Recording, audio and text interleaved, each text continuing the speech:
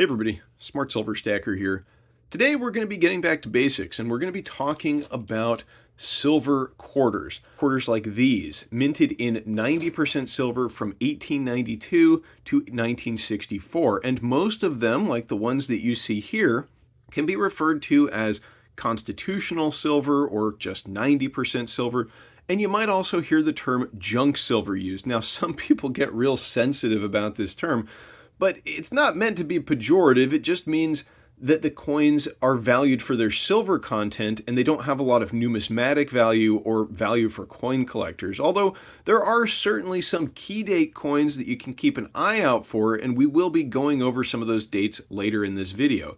Now, if you're in the market for silver quarters, make sure you check out today's video sponsor, SD Bullion. That's where I get most of my silver, and there is a link down in the description. Now, let's get into some of the varieties of silver quarters that you might encounter. First off, the barber quarter. Now, I don't have a barber quarter handy at the time I'm recording this video, so I'm just going to put a picture up on the screen, but these coins were minted from 1892 to 1916, designed by Charles E. Barber. They've got a Liberty's head on the obverse and a heraldic eagle based on the Great Seal of the United States on the reverse. Next up, we have the Standing Liberty quarter. These are designed by Herman Atkins McNeil, and they were minted from 1916 to 1930. And as the name implies, you've got a liberty standing on the obverse, and then on the reverse, there is an eagle in flight. And then finally, the third variety that we'll be discussing today is the Washington quarter. These are designed by John Flanagan. They were minted from 1932 to 1964, in silver that is. And you're likely familiar with this pattern because they continued to use this design when they switched the coinage over to base metals in 1965 and they removed the silver. Now, on the front, you've got the bust of Washington, and then on the back, you have got this eagle. Just as an aside, I do think it's interesting that, they tried not to change the appearance of the coinage when they took the silver out of it and switched it to base metals. In fact, the mint pretty much did everything possible to make these coins look the same after they switched them to the cupro-nickel variety. They kept the same design, and they even coated them with nickel to make them look like silver, even though it's just a copper token nowadays.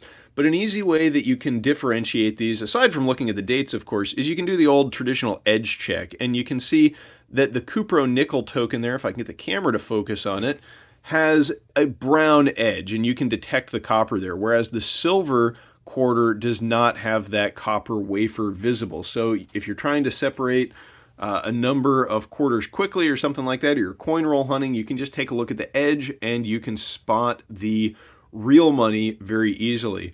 So how much silver is in these quarters? Well, with junk silver in general, it's assumed that $1 face value, so that would mean 4 quarters in this case, has approximately 0.715 troy ounces of silver within it. Now, brilliant uncirculated coins in mint state, they do contain a little bit more than that, but the 0.715 troy ounce number, it accounts for some of the wear and tear of circulation. I mean, you can look at some of these coins and you can see that there is a little bit of metal that has been lost, and so that number takes that into account. And if you divide that number by 4, it comes out to about 0.17875 troy ounces of silver per quarter. And at today's spot price, that's worth about $4.22. Now, typically, junk silver coins, quarters included, do trade at a bit of a premium to the spot price of silver. After all, even the most common dates of these coins, they haven't been minted in more than 6 decades. And so a silver quarter today, it's safe to say it's probably worth about $5. Now, if you weigh the coin, do keep in mind that it is going to weigh a little bit more than just the silver content because the coin is only 90% silver. The other 10% is copper, and that was added to form an alloy that's a little bit more resistant to the rigors of circulation. Now, I did mention we would talk about key dates. I don't have any of these coins because I am primarily a silver stacker, so I stick to the junk variety, the kind that doesn't have a lot of numismatic premium. But if you found this video because you have come into some silver quarters or you're just curious about the dates, I will give you some of the most important ones to look out for. So for Washington quarters like these, What you want to keep an eye out for is the 1932D and the 1932S quarters. In mint state condition, those coins would be worth several $1,000s, but even one that's just in relatively good circulated condition could be well over $100. It's a lot more than its silver content, so certainly if you have those, you don't want to throw them in with your junk silver. Now, for standing Liberty coins, what you want to keep an eye out for are 1916, 1919D, 1919S, and 1927S. And then one other coin you want to keep an eye out for is the 1918, 1917S error coin. And what that is, it's a 1917 coin that had the 1918 stamped over it. And those are worth quite a bit, so keep an eye out. And definitely, if you have any 1918 standing Liberty quarters, examine the date very closely because it could be worth a lot of money. And then for the Barber quarters, the key dates are 1896S, 1913S, and then the most valuable would be the 1901S Barber quarter. So if you have any of those dates that I just mentioned, it is definitely worth getting them examined by an expert in numismatic coins because you might have a small fortune on your hands. But that's enough about the key dates. Now I want to go over why I like silver quarters so much and why I think that these are a great thing to add to your silver stack. Now, first of all, they're not making these anymore. I mentioned that before, but it's worth stating again. They haven't minted these things since 1964, and they will never be minted again. So the supply of these coins is quite limited. And that's a good thing if you want the price of something to go up. One result of this limited supply is that last year in 2022, when we saw the spot price of silver falling significantly in the middle of the year, the premiums on these coins, that is their price over the melt value, absolutely exploded. I think at some point they got as high as 50 to 60% over spot. Now, premiums were high across the board for physical bullion, that is true, but in junk silver, it was particularly noticeable. Now, of course, that's not guaranteed. If silver tanks, silver quarters could fall in price too, but that's not really what happened last year. The very tight supply of these coins, it kind of put a floor under the price of junk silver, silver quarters included, and so it's kind of like a nice built-in hedge for your physical silver position.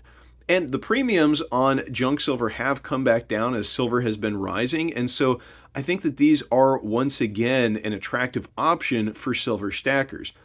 And the other big reason that I like silver quarters so much is that they make great fractional silver. Usually, if you want to buy silver in a form smaller than 1 troy ounce, like say you want to get something like this half ounce YPS bar or a 1/10 ounce silver round like this, or even like tiny little bars like this Geiger 5-gram bar or this Valcambi 1-gram bar. These things are really tiny, but anytime you want to buy those, you're going to be paying way over the melt value of them. The premiums on those fractional products is very high. So if, let's say, you want to have part of your silver stack set aside for potential bartering in an economic crisis or something along those lines, quarters are a very nice option because they're a convenient size for day-to-day transactions, and they also have the benefit of being extremely recognizable, especially the Washington pattern coins, and they are also US legal tender.